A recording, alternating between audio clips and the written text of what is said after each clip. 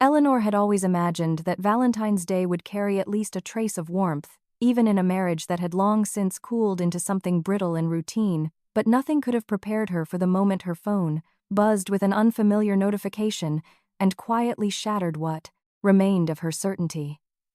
At first, she hesitated, her thumb hovering above the screen as an inexplicable dread crept up her spine, a subtle warning she could neither name nor ignore. When she finally opened the message, the world seemed to tilt. It was a video, grainy, dimly lit, unmistakably intimate, and within seconds her breath caught in her throat as she recognized Philip, her husband, the man whose habits, gestures, and expressions she knew so well that even in shadow she could identify him without doubt. And he was not alone. The woman beside him, laughing softly in a way that felt like a cruel echo of Eleanor's own past happiness. Was Brittany a name that struck Eleanor like a physical blow, someone she had once dismissed as irrelevant, harmless, distant from the fragile boundaries of her life? The realization unfolded not in a single moment but in waves, each more suffocating than the last, as Eleanor's mind struggled to reconcile the man she thought she knew with the undeniable truth displayed on her screen. Her chest tightened, her heartbeat loud and erratic, as if her body were trying to outrun what her eyes refused to deny. She replayed the video without meaning to, trapped in a loop of disbelief, each second carving deeper into her composure. There was no dramatic confrontation, no immediate tears, only a chilling stillness, a hollow quiet where her emotions seemed suspended, gathering force. Questions flooded her mind in chaotic fragments. How long, how often, how easily he had stepped outside the life they built together. The betrayal was not just in the act itself, but in its timing, its cruelty. Valentine's Day, a day meant to symbolize love, now permanently marked by humiliation and loss.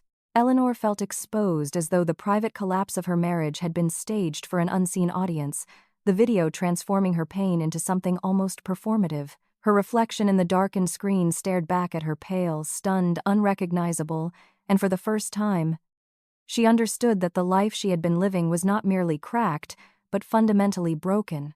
Yet beneath the shock, beneath the rising tide of anger and sorrow, something else began to take shape, a quiet, trembling awareness that this moment, devastating as it was, would demand a response, not immediately, not impulsively, but inevitably.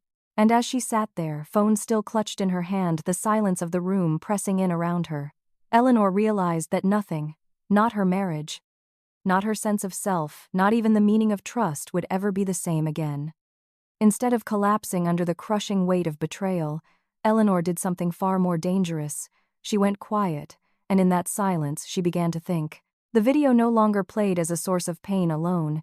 It became evidence, a weapon she could choose to wield with precision rather than desperation. Throughout the night, while the world celebrated love in soft lights and empty promises, she sat alone in the dim glow of her living room, replaying not just the footage but every moment that had led her here, every overlooked sign, every dismissed instinct. The initial shock slowly hardened into clarity. She realized that if Philip had been careless enough to betray her, to allow something so intimate to be recorded and shared, then he had already exposed himself, he just didn't know it yet. And Eleanor, for the first time in a long time, refused to be the passive recipient of humiliation. By dawn, a plan had begun to take shape. Deliberate and unsettlingly calm. She knew Philip's routines, his professional pride, and more importantly, his position within the company. The morning broadcast, he helped oversee a live segment, watched by colleagues, clients, and stakeholders alike. It was the perfect stage not for chaos but for truth delivered with surgical precision. As she prepared herself, dressing with the same composed elegance she wore every day, there was no trace of the trembling woman from the night before. In her place stood someone colder, more focused, someone who understood that control once reclaimed could shift everything. Arriving at the office, she moved through familiar spaces with an eerie sense of detachment, exchanging polite greetings that felt almost surreal given what she carried within her. No one suspected that beneath her calm exterior lay a decision already set in motion. Timing was critical. She waited until the broadcast began, until the cameras were live and the audience fully engaged before stepping into the control room under the pretense of routine oversight. Her heart beat steadily, not wildly, not fearfully, but with a controlled intensity that mirrored her resolve. With a few calculated actions, she ensured the video was cued, ready to replace the scheduled content at precisely the right moment. There was no hesitation when the time came. As the segment transitioned, as viewers expected the usual polished professionalism, Eleanor pressed forward with quiet certainty. The screen flickered, and within seconds the truth began to unfold before an audience far larger than Philip had ever imagined. There was no need for dramatic confrontation, no raised voice or visible rage, only the undeniable reality presented in its rawest form. In that instant, Eleanor was no longer the betrayed wife hidden behind closed doors. She had stepped into control, reclaiming her narrative in a way that could not be ignored or dismissed. The shift was profound not just in how others would see Philip but in how Eleanor now saw herself. She had moved beyond the role of victim, beyond the instinct to retreat, and into something far more formidable, a woman who chose to confront betrayal not with silence but with calculated exposure. And as the broadcast continued, rippling shock through everyone watching, Eleanor stood still, composed, aware that this single act had irrevocably altered the balance of power, not only in her marriage, but in every space Philip had once dominated with confidence. The moment the broadcast shifted, it was as if time itself fractured. What began as an ordinary morning segment dissolved into stunned silence, followed by a wave of confusion that rippled through every viewer, every office floor, every device tuned in. For a few suspended seconds, no one fully understood what they were seeing. The polished veneer of corporate routine had been violently stripped away, replaced by something raw, intimate, and undeniably real. Then recognition struck. Faces froze. Conversations halted mid-sentence.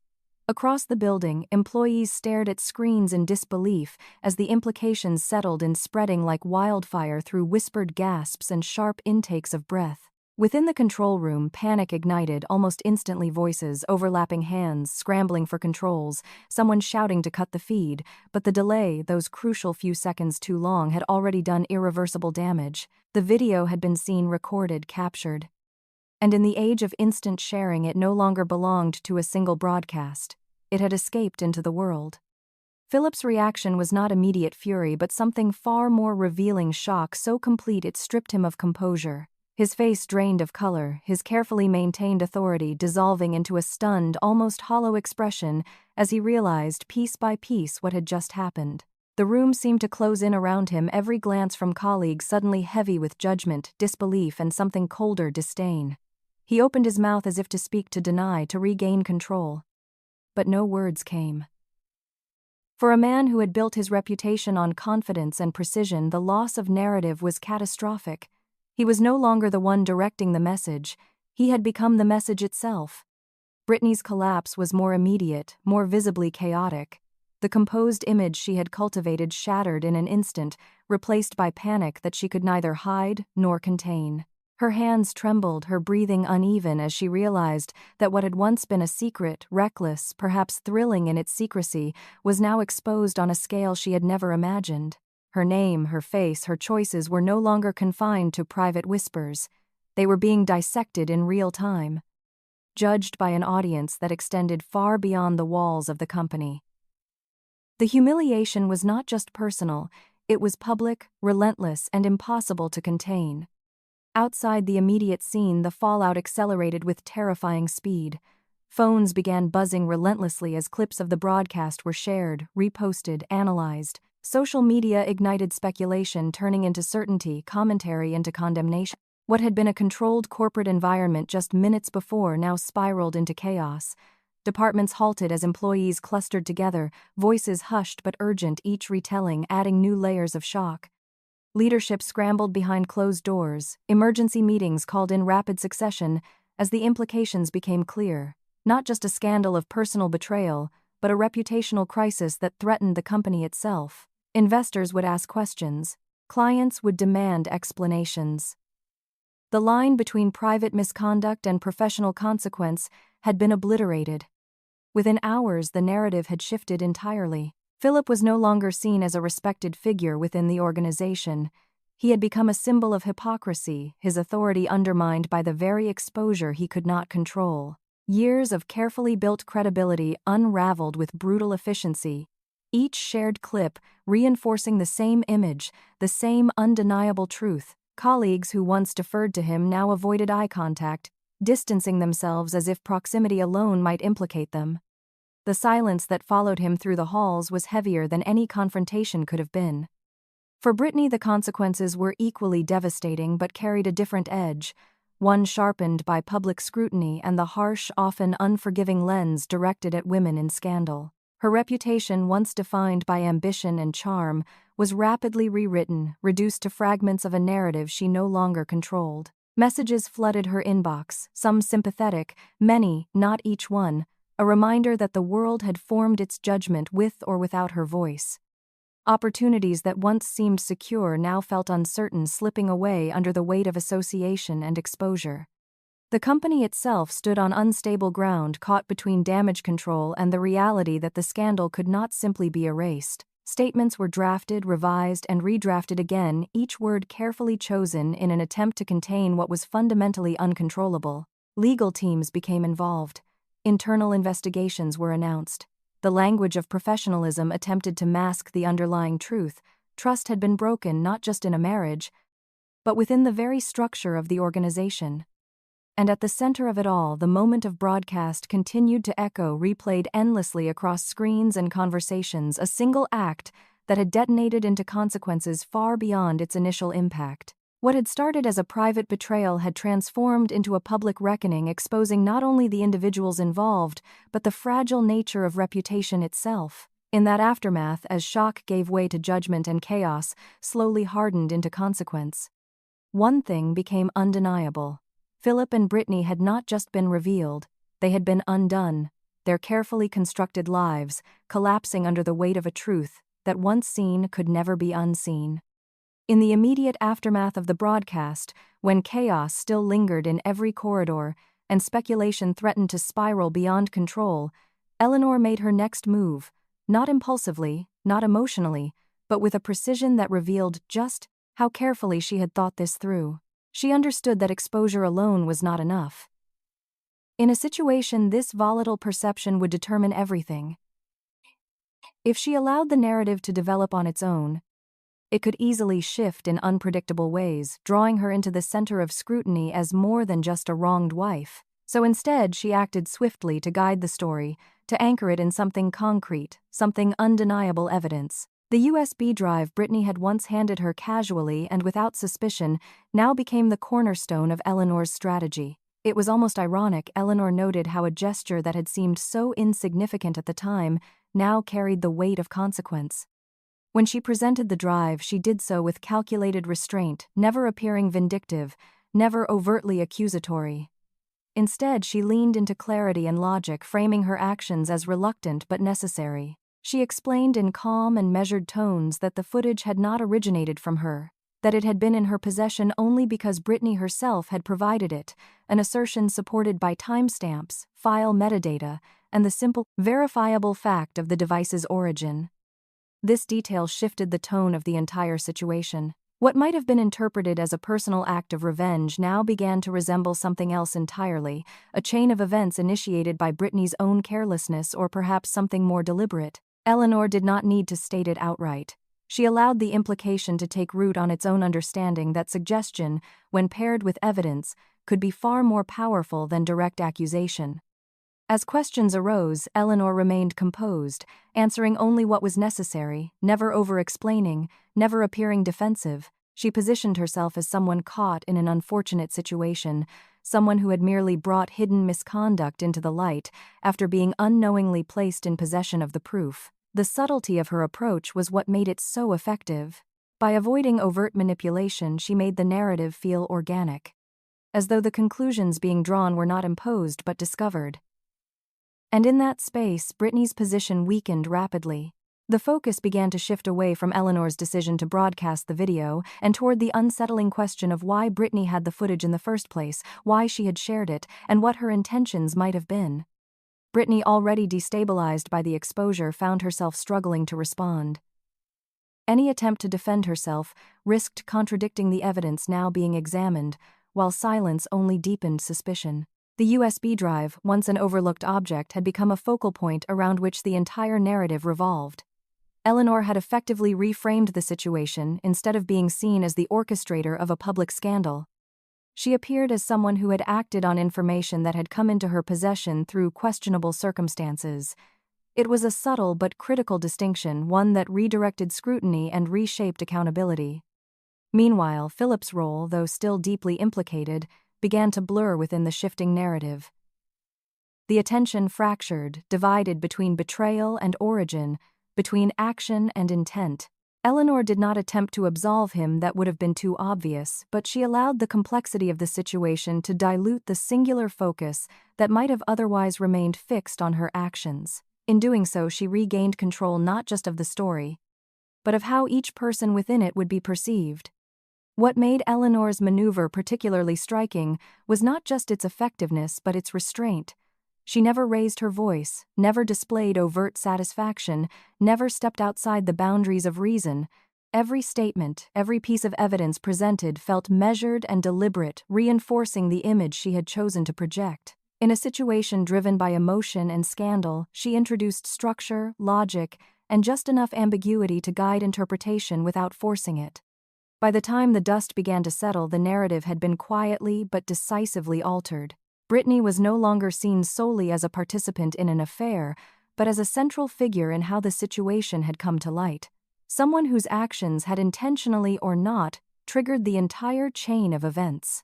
And Eleanor, rather than being consumed by the scandal, stood just outside its most damaging center, having transformed herself from a potential target of scrutiny into a composed, credible voice within the unfolding crisis. It was not just a matter of shifting blame, it was a demonstration of control, of understanding how truth, when carefully framed, could reshape reality itself. The fallout did not end with the public scandal. In many ways, it only grew more suffocating when it moved behind closed doors, where judgment became more personal, more pointed, and far less restrained. Philip's family, once cordial if distant, now turned their scrutiny sharply toward Eleanor. Their disappointment and anger reshaped into a narrative that was easier for them to accept, one in which she, not Philip, bore the weight of destruction. To them, the betrayal was no longer the central issue. It was the exposure, the humiliation brought upon their son, their name, their carefully preserved image. They spoke in tones that attempted calm but carried unmistakable accusation, questioning her choices, her judgment, her sense of loyalty. How could she do this publicly? How could she dismantle a marriage in such a merciless way? Their words came layered with implication, as though her refusal to remain silent had somehow eclipsed the act that forced her into this position. Eleanor listened at first, absorbing the criticism without interruption, but beneath her stillness something fundamental was shifting. What struck her most was not the anger itself but the selective blindness behind it, the way responsibility was being rearranged to protect what they could not bear to confront. Philip's actions were acknowledged only in passing, minimized as a mistake, a lapse, something private that should have remained contained. Yet her response, her decision to bring truth into the open, was treated as an unforgivable breach. It was a familiar pattern, one deeply rooted in unspoken expectations. Endure quietly, preserve appearances, protect the structure regardless of what it concealed. For a brief moment, Eleanor felt the old pull of that logic, the ingrained instinct to question herself, to wonder if she had indeed gone too far. But that moment passed, quickly replaced by a clarity far sharper than doubt. She realized that accepting their version of events would mean accepting a role she no longer recognized, a role that required her to carry guilt for something she had not broken. When she finally spoke, her voice was steady, not raised but unmistakably firm. She did not argue every accusation, did not attempt to dismantle each flawed assumption. Instead, she addressed the core of it all with a simplicity that left little room for distortion. She refused to apologize for revealing what was already true. She refused to accept responsibility for protecting a betrayal that had not been hers to conceal. And, most importantly, she refused to remain in a marriage that had already been fractured beyond repair long before the world had seen it. The room fell into a tense silence, the weight of her words settling in ways that no argument could easily undo. For Philip's family, her stance felt like defiance. For Eleanor, it felt like the first honest acknowledgement of where she stood. The confrontation did not resolve anything in the way families often hope conflicts will. There was no reconciliation, no softened understanding, only a widening distance shaped by incompatible perspectives. Yet within that distance, Eleanor found something unexpected, not relief exactly, but a sense of alignment, as though the internal conflict she had carried was finally beginning to quiet. She no longer needed their approval to validate her choices, nor their understanding to justify her next step. The decision had already formed quietly but irrevocably, in the space between what had happened and what she was no longer willing to endure. Filing for divorce was not an act of anger nor a dramatic declaration meant to provoke further reaction. It was in many ways the most composed decision she had made since everything began. There was a certain gravity to it, a recognition that this was not just the end of a relationship but the closing of a chapter defined by compromise, by overlooked fractures, by a version of herself that had gradually diminished over time. As she moved through the process, meetings, documents, signatures, she felt the emotional weight in unexpected ways, not as overwhelming grief, but as a series of quiet realizations. Moments replayed differently now, patterns became clearer, and the illusion she had once maintained no longer held its shape. For Philip, the divorce marked a different kind of loss, one compounded by the public unraveling he was still struggling to contain. But for Eleanor, it marked a turning point that extended beyond him entirely. The accusations from his family, the attempt to redirect blame, the pressure to conform to a narrative that denied her reality, all of it had clarified something essential. She was no longer willing to negotiate her sense of truth for the sake of maintaining appearances. She was no longer willing to carry the emotional burden of a situation she did not create. By the time everything was set in motion, Eleanor felt a shift that was subtle but undeniable. The chaos, the scandal, the confrontation, they had not broken her in the way others might have expected. Instead, they had stripped away the last remnants of hesitation, leaving behind a perspective that was both steadier and more resolute. And as she stepped forward into a future that was uncertain but entirely her own, she understood that this decision, more than any moment of exposure or retaliation, was the one that truly redefined her, not as someone reacting to betrayal, but as someone choosing with clarity and conviction to walk away from it. Just when Eleanor believed she had already uncovered the full extent of Philip's betrayal, reality proved far more insidious, unfolding in a way that transformed emotional devastation into something far more dangerous: financial and legal entanglement. It began quietly, almost insignificantly, with a call from the bank that she nearly ignored, assuming it to be another routine inquiry amid the chaos of recent events. But the tone of the conversation quickly shifted formal and cautious, as the representative referenced a loan $200,000 taken out under her name. At first, Eleanor thought it was a mistake, a clerical error that could be easily corrected, but as details emerged, her unease sharpened into something colder. The account was real. The signature authorizing it was hers, and yet she had no memory of ever agreeing to such a thing. A suffocating realization crept in as she requested the documents. Her hands steady but her mind racing ahead of the truth she was about to confirm. When the files arrived, neatly compiled and disturbingly official, Eleanor forced herself to examine them with care. Every line, every clause, every detail bore the unmistakable structure of legitimacy. But it was the signature that held her attention, anchoring her gaze with a sense of disbelief that bordered on nausea. It looked like hers, precise, fluid, convincingly accurate, but it wasn't. She knew the subtle differences, the minute inconsistencies that only she would recognize, the slight hesitation in the curve, the pressure misplaced in a stroke. It was a forgery, expertly done, deliberate and calculated, and there was only one person who could have done it. The realization did not arrive as a shock this time, but as a heavy confirmation of what Philip was capable of, stripping away any lingering doubt about the depth of his deception. As she dug deeper, the situation unraveled with alarming clarity. The loan had not been taken for any shared investment or emergency necessity. It was tied to a pattern of transactions that painted a far more reckless picture. Large sums redirected toward gambling accounts, erratic withdrawals that suggested escalating losses, and scattered expenditures that traced back unmistakably to Brittany. Expensive gifts, luxury purchases, indulgences that now stood as evidence of a double life, funded not only by betrayal but by theft. Eleanor felt a strange stillness settle over her as the pieces aligned, not because the truth was any less devastating, but because it confirmed something fundamental. This was no longer just about infidelity or emotional damage. This was exploitation. This was fraud. The stakes shifted instantly. What had once been a personal crisis had now become a legal one, with consequences that extended far beyond the collapse of a marriage. Eleanor understood with a clarity that left no room for hesitation that if she did nothing, the debt would remain tied to her, her name, her credit, her financial future. The weight of that realization pressed in on her not as panic but as urgency. Every instinct that had once urged her to retreat now pushed her forward, demanding action.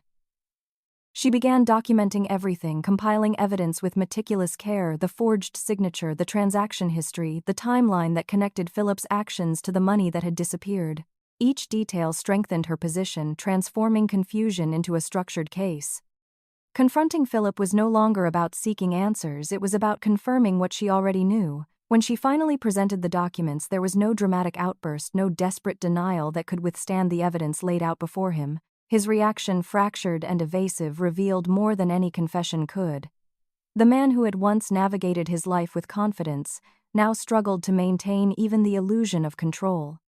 His explanations unraveling under the weight of facts he could not refute. In that moment, Eleanor saw him not as a partner she had lost, but as someone she no longer recognized, someone capable of crossing boundaries she had never imagined he would even approach. Yet what defined that moment was not his collapse but her response to it. There was no hesitation, no lingering attachment that softened her resolve, Tranges. The discovery of the loan had erased whatever remained of ambiguity, replacing it with a certainty that was both sobering and empowering. She would not absorb the consequences of his actions. She would not allow her future to be compromised by a deception she had not consented to. Legal counsel was no longer optional. It was immediate, necessary, and deliberate. The situation demanded not just emotional closure but formal accountability. As Eleanor moved forward, the narrative of her life shifted once again, but this time with a different kind of weight. The betrayal she had endured was no longer confined to hidden relationships or personal humiliation. It had extended into something tangible, measurable, and enforceable. And yet, within that escalation, there was also a sharpened sense of purpose. She was no longer reacting to what had been done to her. She was actively reclaiming control over what would happen next. The forged signature, the $200,000 debt, the trail of recklessness left behind it, all stood as evidence, not just of Philip's downfall but of the line he had crossed, a line that ensured there would be no return, no reconciliation, no uncertainty about the path Eleanor had chosen to take. What followed was not the quiet resolution Eleanor had hoped would come after exposing the truth, but a calculated counterattack, one that unfolded across multiple fronts, blurring the line between personal vendetta and outright intimidation.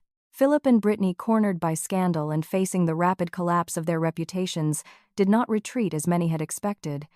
Instead, they lashed out, desperate to regain control by shifting the pressure back onto Eleanor. It began subtly, almost plausibly deniable, with a sudden escalation in communication from debt collectors. Calls came at all hours, their tone increasingly aggressive, their claims anchored to the very loan Eleanor had already identified as fraudulent. Letters followed, stamped with urgency, threatening legal consequences, asset seizure, irreversible damage to her financial standing.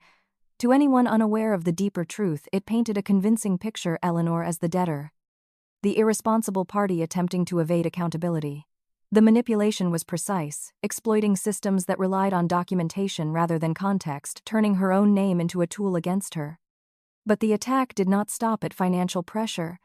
Almost simultaneously, a wave of online defamation began to surface, subtle at first, then rapidly intensifying. Anonymous posts, carefully worded articles, and strategically leaked insider claims started circulating, all shaping a narrative that cast Eleanor not as a victim but as a vindictive instigator. They questioned her motives, reframed her actions as calculated revenge, and suggested that the public scandal had been orchestrated not out of truth, but out of malice. The tone was insidious, never overtly outrageous but just believable enough to take hold. Social media amplified it, fragments of misinformation spreading faster than facts, each repetition eroding the clarity of what had actually happened. Eleanor watched as her name became entangled in speculation, her character dissected by strangers who knew nothing of the reality she had lived through. What made the situation more unsettling was the sense of coordination behind it. The timing of the debt collection pressure and the online narrative was too precise to be coincidental. It was a strategy: apply financial stress, isolate her socially, and force her into a defensive position where exhaustion might achieve what direct confrontation could not. There were moments brief but real, when the weight of it all pressed heavily on her, the relentless calls, the distortion of her story. The creeping realization that this was no longer just a personal conflict, but a deliberate attempt to dismantle her credibility. It was dangerous not in a physical sense but in how it threatened to reshape reality around her. Yet Eleanor did not respond with panic. If anything, the escalation clarified her path even further. She understood now that silence would only allow their version of events to solidify, that retreat would be interpreted as confirmation of guilt. So once again she chose visibility, but this time with even greater control. She began by addressing the financial claims head-on, publicly documenting the evidence of forgery, the inconsistencies in the loan authorization, and the timeline that directly contradicted the narrative being pushed against her. Legal statements were not hidden behind closed doors. They were shared, framed in clear, factual language that left little room for distortion. She did not dramatize, did not overreach. She let the evidence speak, knowing that credibility depended on restraint. At the same time, she confronted the online defamation with a precision that mirrored her earlier actions. Rather than engaging in reactive arguments or emotional rebuttals, she dismantled the misinformation piece by piece, exposing contradictions, tracing sources, and revealing patterns that pointed back to coordinated intent. Each response was measured, supported, and impossible to easily dismiss. Gradually, the tone of the conversation began to shift. Doubt crept into the narrative that had once seemed so confident. Questions emerged not about Eleanor, but about those who had so aggressively tried to discredit her. The tension remained high, the pressure unrelenting, but Eleanor was no longer on the defensive. What Philip and Brittany had intended as a campaign to destroy her had instead forced everything into the open, where manipulation became visible under scrutiny. The very systems they had tried to exploit, financial institutions, public perception, media channels, became arenas in which their actions could be challenged and exposed. It was not an easy fight, nor a quick one.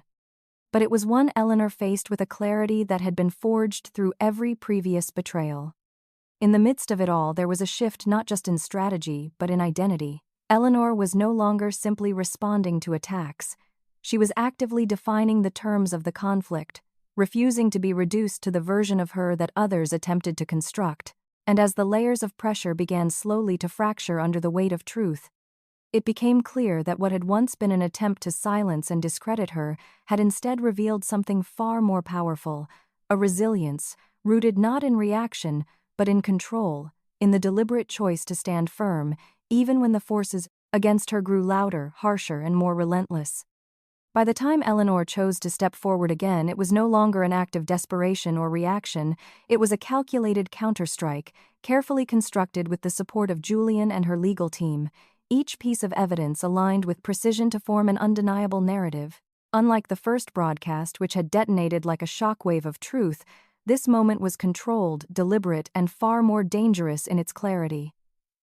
The live stream was announced in advance, framed not as spectacle but as a formal statement, an opportunity to address the growing controversy, the accusations, and the escalating pressure that had surrounded her in recent weeks. When the cameras went live, Eleanor appeared, composed, her presence steady, her tone measured in a way that immediately shifted the atmosphere from chaos to authority. There was no trace of hesitation, no emotional volatility, only a quiet confidence that suggested she was no longer reacting to events, but directing them.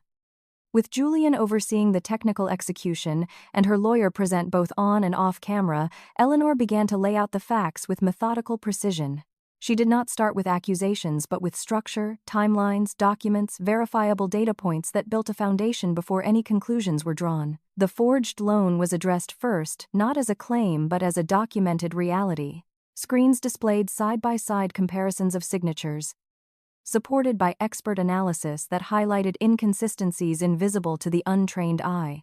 Financial records followed, tracing the movement of funds from the loan into gambling accounts and luxury expenditures, each transaction time-stamped and cross-referenced in a way that left little room for denial.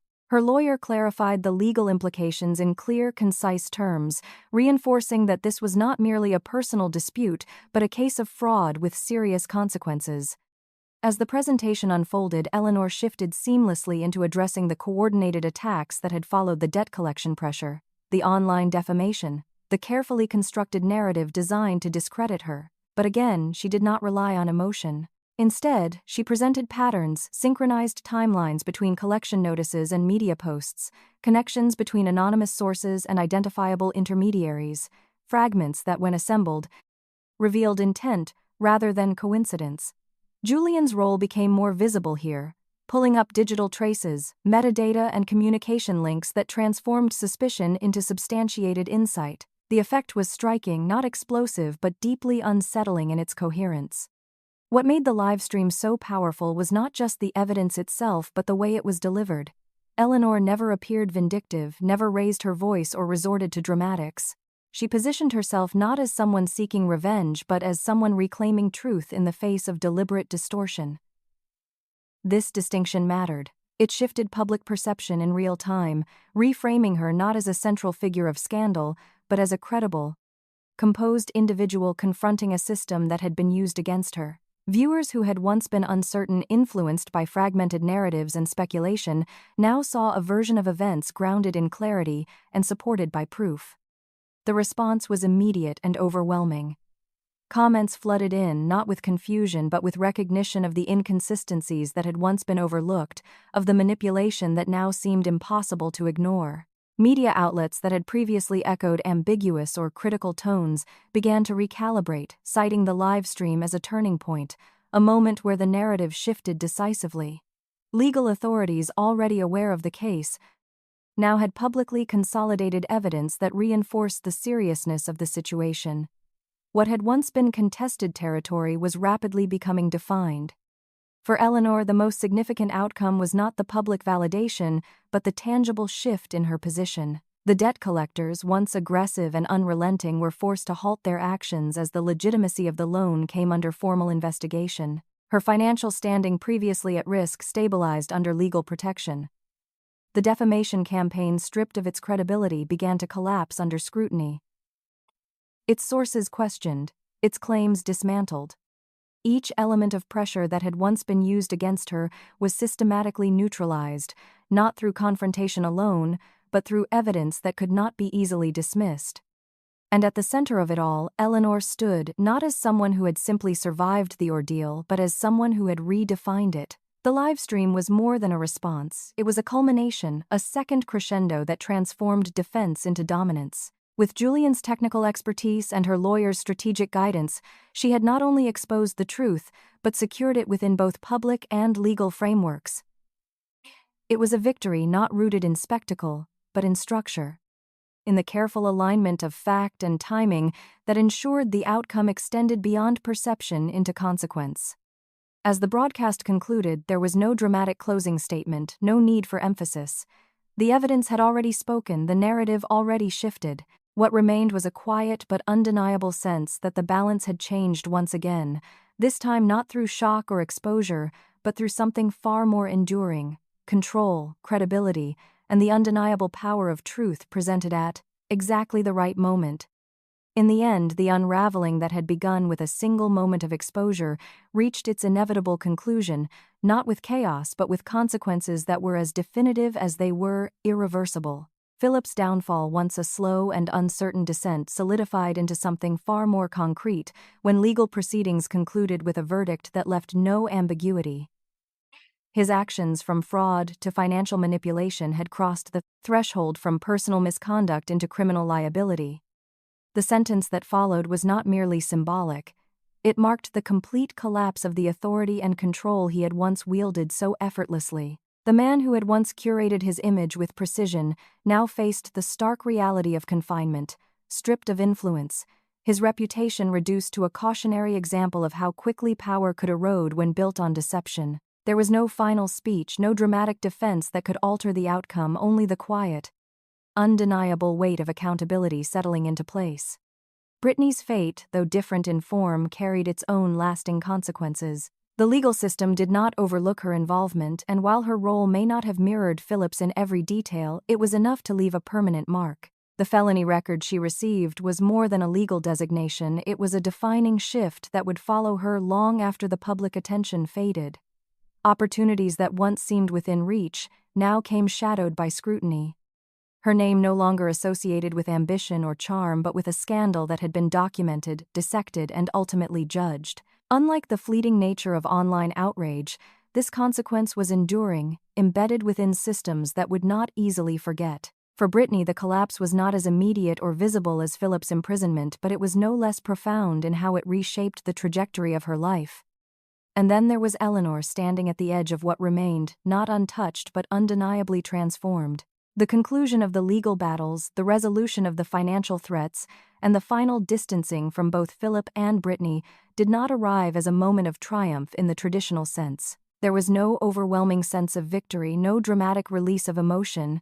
Instead, there was something quieter, steadier, a recognition that the conflict had run its course, that the ties binding her to a toxic past had finally been severed with clarity and intention. She did not look back with regret, nor with lingering anger, but with a measured understanding of what had been lost and what had been reclaimed.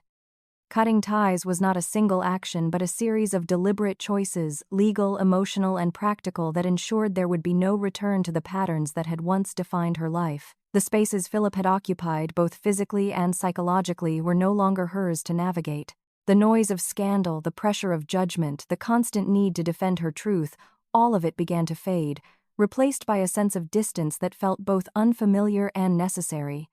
For the first time in a long while, Eleanor existed outside the shadow of someone else's decisions.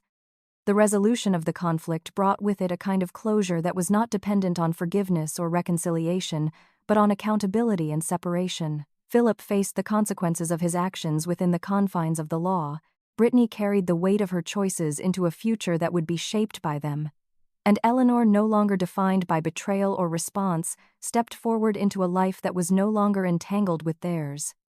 What remained was not the echo of scandal but the quiet aftermath of truth having taken its full course.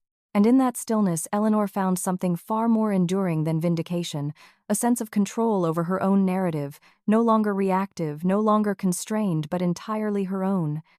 In the months that followed, Eleanor's life did not transform overnight into something perfect or untouched by what she had endured, but it did begin to take on a new shape, one defined not by reaction but by intention. The silence that once felt heavy with loss gradually became space, and within that space, she started to rebuild piece by piece with a clarity she had never allowed herself before. Professionally, she channeled everything she had learned, the discipline, the resilience, the sharp understanding of perception and truth into her work, and it showed. Opportunities that once seemed distant began to align not by chance but because she approached them differently now, with a confidence rooted in experience rather than expectation. Her name, once entangled in scandal, slowly became associated with strength, with composure, with a story that had shifted from victimhood to control. People no longer spoke of what had happened to her but of what she had done with it. Yet, success for Eleanor was no longer measured solely by external recognition. It was found in quieter victories, the ability to wake without the weight of uncertainty, the freedom to make decisions without fear of hidden consequences, the sense of ownership over her own life that had once felt so fragile. She no longer sought validation in the same places, no longer felt compelled to maintain appearances that concealed discomfort. Instead, she allowed herself honesty, even when it was uncomfortable, trusting that authenticity would lead her somewhere more stable than illusion ever could. It was within this new rhythm of life that her connection with Julian deepened, not as a dramatic escape from the past, but as something far more grounded. He had been there through the most chaotic moments, not as a savior but as someone who respected her strength even when she was still discovering it herself. Their relationship did not rush to define itself through grand gestures or declarations. It grew steadily, built on mutual understanding, on conversations that carried weight without pressure. With Julian, Eleanor did not feel the need to perform, to prove, or to protect an image. There was a quiet balance between them, a sense that what they were building was not a reaction to what had been lost, but a genuine extension of who they had become. For the first time in a long while, Eleanor allowed herself to experience love without fear of what it might conceal. It was not naive or unguarded, but it was open, anchored in trust that was earned rather than assumed. And in that openness she found something she had once thought irreparably damaged: the ability to connect without losing herself in the process. Looking back, the pain she had endured did not disappear, nor did it lose its significance. But it changed. It became something she could carry without being defined by it, something that informed her choices rather than dictated them. The betrayal, the public exposure, the battles she had fought, they were no longer wounds that controlled her narrative, but chapters that gave it depth and meaning. She had not simply survived them. She had reshaped them into a foundation for something stronger. In the end, Eleanor's story was not about revenge or even justice, though both had played their part. It was about transformation, the quiet, deliberate process of reclaiming identity, of turning vulnerability into clarity, of choosing to move forward not because the past no longer mattered, but because it no longer held power over her. And as she stood in this new chapter of her life, defined not by what had been taken from her but by what she had built in its place, Eleanor understood that empowerment was not a single moment of victory but a continuous act of choosing herself again and again without hesitation.